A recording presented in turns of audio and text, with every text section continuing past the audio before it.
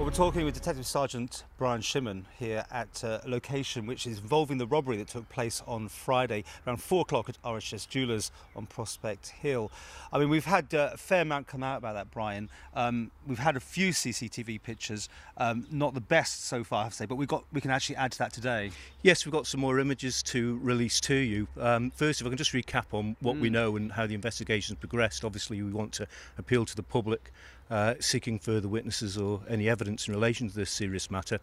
Quite rightfully said, it's a robbery. It happened last Friday, which was the 9th of May, around about 4 o'clock at RHS Jewellers on Prospect Hill, whereby approximately £25,000 worth of, and that's retail, jewellery was stolen by a man in a motorcycle helmet.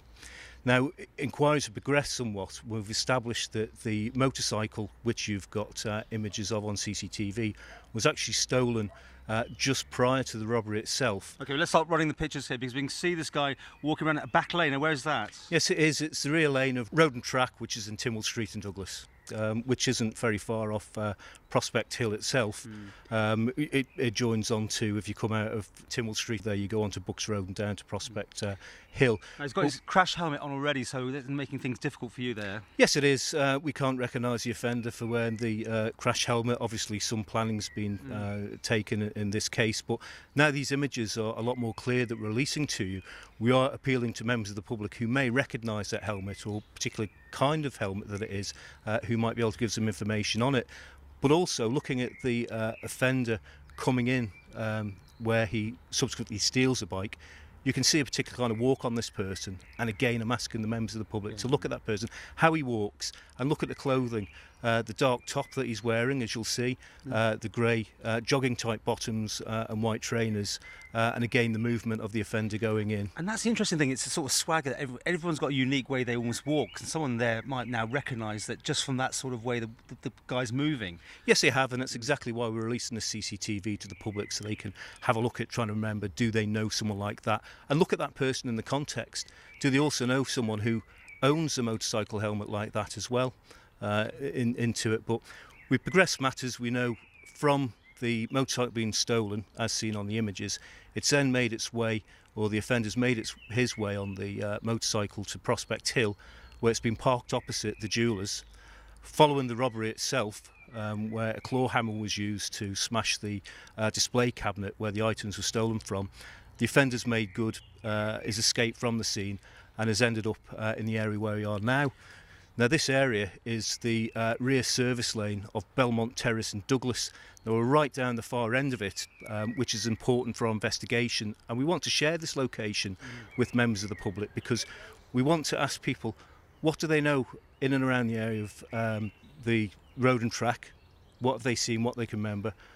Whether they've seen anything in the area of robbery, but more importantly, just as importantly, in the area where we are now, because this is a location where we recovered the motorcycle that was used.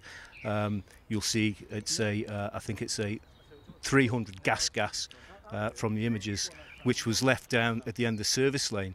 But also there's been something else happening down here that beyond the railings where we are will take you down beyond to the cinder path, which is known as locally, which will then take you also onto Peel Road, the bottom of Belmont Hill, and to the back of Hillside Avenue and the old Nobles Hospital site. But in this rough area, we've discovered the helmet in a burnt-out condition with the hammer, and also the remains of some clothing with it there, which shows the determination of the offender. But again, what we're asking the public is to focus on this location as well, that, you know, we've got a residential area, we've got business premises on Belmont Terrace as well, that somebody may have been in and around the area and seen something, and the items being burnt is quite important as well, that they may have seen some smoke or somebody leaving. So what was the crash helmet's burnt? Is it completely gone, is it? Yes, it is, yes. Right. What's kind of, obviously a lot of people think the same thing, is that this person had probably local knowledge, he knew what he was doing, it certainly wasn't just off the cuff, was it? This was a planned robbery. Yeah, absolutely, definitely it was planned, from the taking of the bike, the going to the jeweller's shop, and obviously coming to the location we are now, to this, what we call a deposition site, where the bike has been left and the property's been burnt, from where the offenders then moved on from this location. And as I said, from here you could go onto Hillside Avenue, the old hospital site, down onto Peel Road. Somebody may have seen something, But also, if that offender has burnt something, they may have gone home smelling of smoke, perhaps, from the fire. So asking people, somebody there somewhere will know this offender, and this offender would have come back to their home address smelling from smoke, and they may be acting quite edgy as well. That's after the offence, but also remember, we'll ask people to remember that he could be acting quite edgy as well before the offence, and maybe in and around these areas as well. So somebody does know this offender. It'll go without saying that if anyone's selling jewellery in pubs or offering things on the cheap, you want to hear about it.